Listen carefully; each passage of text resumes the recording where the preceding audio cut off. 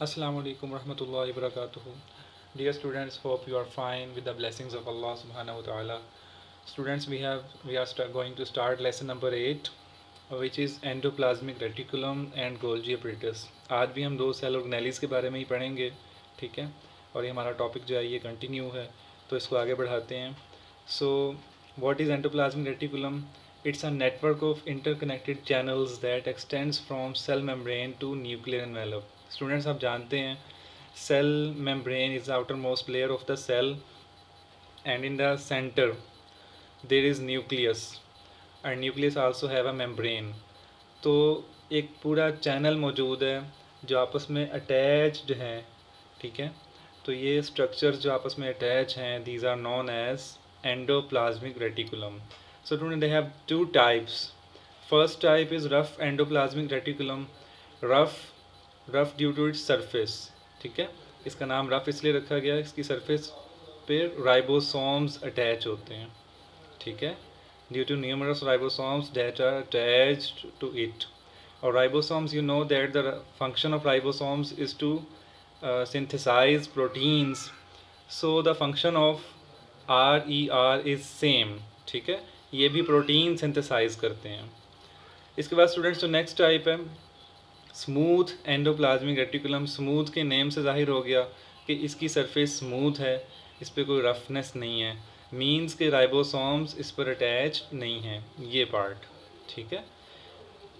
और ये राइबोसोम्स होते साथ साथ ही हैं, ठीक है। ये endoplasmic reticulum and their function is involved in the lipid metabolism, transport of materials from one part to the of cell to the other, and detoxification of harmful chemicals that have entered the cell. So students, हमारे सामने तीन function आ गए हैं smooth endoplasmic reticulum के. Lipid metabolism, transport of materials from one part of the cell to the other part, and detoxification means कि किसी जहरीले मवाद के जो सेल में एंटर हो चुका हुआ है उसके जहर को ख़त्म करना, ये भी इनकी ज़िम्मेदारी होती है, ठीक है। इसके बाद स्टूडेंट्स हमारे पास जो नेक्स्ट सेल ऑर्गेनाइज के बारे में हमने आज पढ़ना है वो है Golgi apparatus. Golgi was the name of a scientist. इन्होंने इसको डिस्कवर किया था. इन्होंने क्या डिस्कवर किया कि set of flattened sacs, SACS sacs means जैसे थैली नुमा स्ट्रक्चर, और फ्लैटेंड चिपटे सीधे, ठीक है। तो आप देख सकते हैं डायग्राम में इनके स्ट्रक्चर्स को. And when they form a set या when they are stacked over each other, जब एक दूसरे के ऊपर बैकअप हो जाते हैं तो उस स्ट्रक्चर को हम सिस्टर्नी कहते हैं. और सिस्टर्नी के मुकम्मल सेट को गोल्जी अपरेटस या गोल्जी कॉम्प्लेक्स का नाम दिया जाता है. And it's a part of cell which is found in both plant and animal cells. So students, clear है आपको कि फ्लैटन सैक्स स्ट्रक्चर होते हैं जिनको सिस्टर्नी कहते हैं, और सिस्टर्नी के कंप्लीट सेट को गोल्जी अपरेटस कहा जाता है. इसके बाद इसके फंक्शन पे आते हैं. सो इसका फंक्शन जो है, एक तो मेन फंक्शन इसका एक ही है और वही बड़ा इंपॉर्टेंट है कि जो मॉलिक्यूल्स RER से आते हैं, रफ एंडोप्लाज्मिक रेटिकुलम से आते हैं मॉलिक्यूल्स, जाहिर है वो ज़्यादातर प्रोटीन मॉलिक्यूल्स ही होते हैं. सो ये उनको क्या करता है, स्मॉल मेम्ब्रेन बाउंडेड सैक्स के अंदर पैक कर देता है. ये आपको स्ट्रक्चर्स नज़र आ रहे हैं, ठीक है, डायग्राम में ये आपको स्ट्रक्चर नज़र आ रहे हैं. सो इन मेम्ब्रेन बाउंड सैक्स के अंदर जब इनको पैक कर देता है तो इनका नाम हो जाता है गोल्जी वेसिकल्स, ठीक है.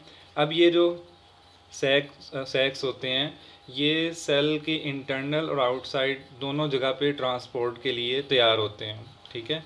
यानी जिन मॉलिक्यूल्स की सेल के अंदर ज़रूरत होती है वो सेल के अंदर किसी और पार्ट में चले जाते हैं, और जिनकी बाहर ज़रूरत होती है वो सेल से बाहर चले जाते हैं, ठीक है. ये आपके सामने जो डायग्राम में लाइन लगी हुई है ये सेल मेम्ब्रेन है, और कुछ मॉलिक्यूल्स सेल से बाहर जा रहे हैं और कुछ मॉलिक्यूल्स सेल के अंदर मौजूद हैं.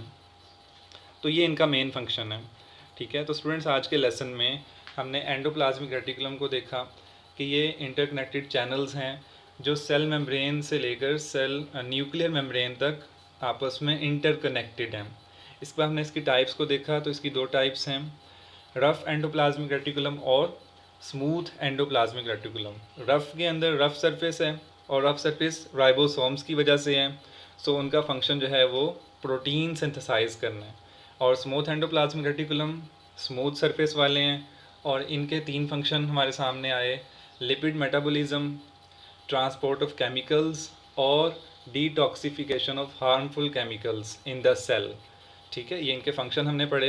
इसके बाद स्टूडेंट्स गोल्जी ऑपरेटर्स, गोल्जी एक साइंटिस्ट थे जिन्होंने सिस्टर्नी नाम से जो पार्ट्स सेल के अंदर दरियाफ्त किए, फ्लैटेंड सैक्स नुमा स्ट्रक्चर थे, और जब उनका कंप्लीट सेट देखा गया तो उसको उन्होंने गोल्जी कम्प्लेक्स का नाम दिया या गोल्जी ऑपरेटर्स का।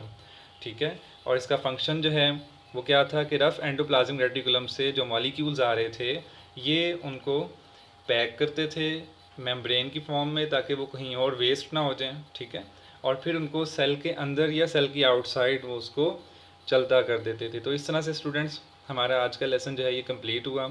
आपके लिए जो होमवर्क है, आपने इनके स्ट्रक्चर्स और फंक्शंस को प्रिपेयर भी करना है और डायग्राम्स लाजमी बनानी है। ठीक है, ये आपका होमवर्क है, और इंशाल्लाह कल जो है हम सेल ऑर्गेनेलिस वाले टॉपिक को माइंड अप कर लेंगे।